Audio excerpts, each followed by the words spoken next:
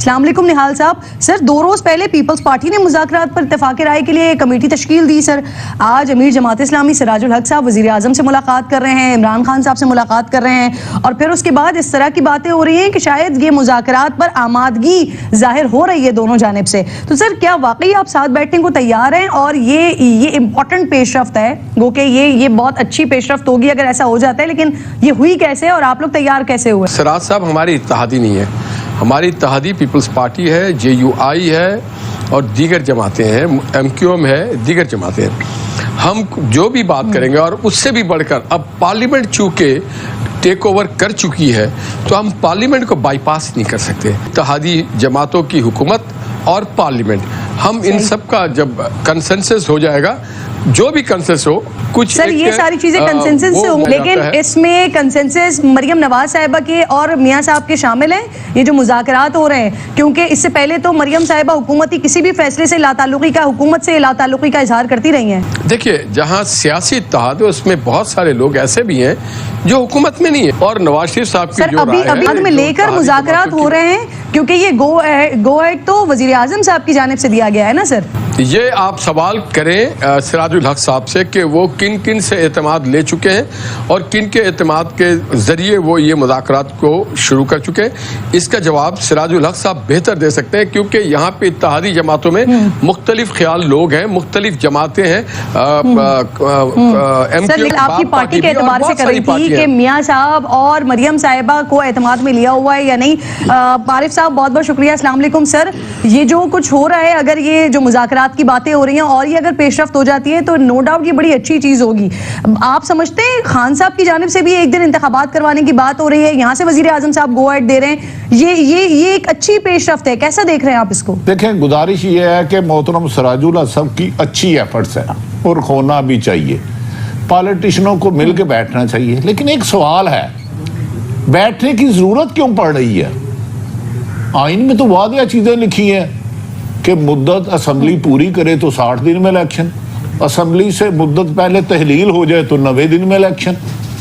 اگر کوئی بھی حکومت, میں موجودہ حکومت یا سابقہ حکومت یا اپوزیشن کا نہیں کر رہا, وہ آئین کو نہیں مانتی, وہ سپریم کورٹ کو نہیں مانتی, تو سراج الحق صاحب کی کوشش کو تو قابل تحسین کہا جا سکتا ہے, لیکن اس پر امپلیمنٹ ہوگا نہیں ہوگا یہ خاصا مشکل ہے, کیونکہ 22-23 کو تو یہ بڑا بم پھوڑنے لگے ہیں.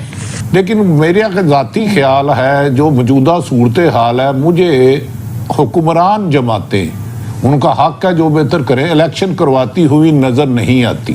میں نے پہلے ہی گزارش کیا تھا, اگر کوئی آئین کو نہ مانے, کچے کے علاقے میں آپ کیوں آپریشن کر رہے ہیں کہ وہاں حکومت کی ہٹ نہیں ہے, ڈاکو لوگوں کو اٹھا کے لے جاتے ہیں, مار لیتے ہیں, تاوان کر لیتے ہیں, وہاں پولیس کے ساتھ آپریشن کر رہی ہے, تو پکے کے علاقے میں عدالتوں کا حکم نہیں مانا جاتا, پارلیمنٹ کو نہیں مانا جاتا, تو اس ملک میں جس کے پاس بندوق ہے وہ خاصا طاقتور ہوتا ہے. تو ہمیں امید ہے جی خان صاحب کو خدشہ ہے کہ 27 رمضان کے بعد یا عید کی چھٹیوں کے دوران ان کو گرفتار کر لیا جائے گا, اور غالباً اسی طرح کا ایک ٹویٹ آپ نے کیا بھی ہے. تو سر آپ کے پاس کوئی اس طرح کی خبریں ہیں کیا, کوئی اطلاعات ہیں کیا؟ دیکھیں میں بینگ اے رپورٹر, میں تو اپنی خبر پہ قائم ہوں. میں نے یہ 27 کا نہیں کہا, ان کی زندگی کو بھی خطرہ ہے 1001%. بعض جگہ بیرونی طاقتیں اندرونی ہوں انہیں مارنے کا پلان کر چکی ہیں, جس کی زندہ مثال وزیر آباد میں ہونے والا حملہ اور اس کا درج نہ ہونے والا مقدمہ. اب اس پہ کوئی تیسری طاقت کر سکتی ہے؟ میرے خیال میں حکومت کو ان کو سکیورٹی دینی چاہیے. پاکستان کی جو بھی ساکھ ہے بیرون ملک اور برادر اسلامی ملکوں میں اور مڈل ایسٹ میں, اس کی صرف اور صرف ایک شخص ہے جس کی کریڈیبلٹی ہے, وہ ہے محمد نواز شریف صاحب.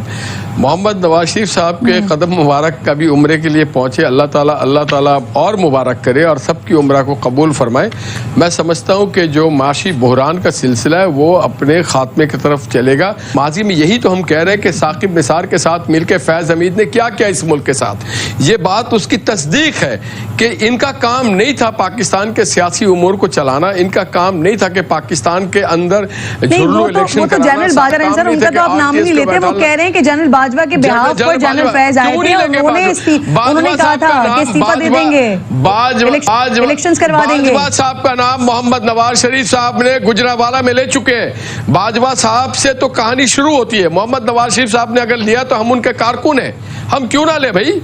कोई भी आइन से मुबर्रा नहीं है।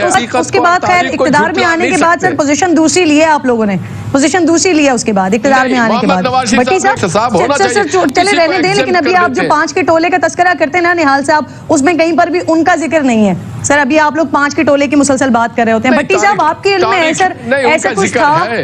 उनका जिक्र है। अच्छा किरण, मेरे ख्याल में तो सिविल मार्शल है, सिविल मार्शल है। मुशर्रफ का कुछ नहीं था। दूसरी बात, जुल्फकार अली भट्टो को जिसने फांसी दी उसका साथ किसने दिया? उस गमले में कौन जवान हुआ? मुशर्रफ के साथ डील करके जो सऊदी अरब गया वो सिविल मार्शल थी या मार्शल थी? वो जुडिशल मार्शल थी। उसके बाद अब लंदन जो गए वो किसके हुक्म पर गए? वो सिविल मार्शल थी, अदलिया मार्शल थी, या कौन सी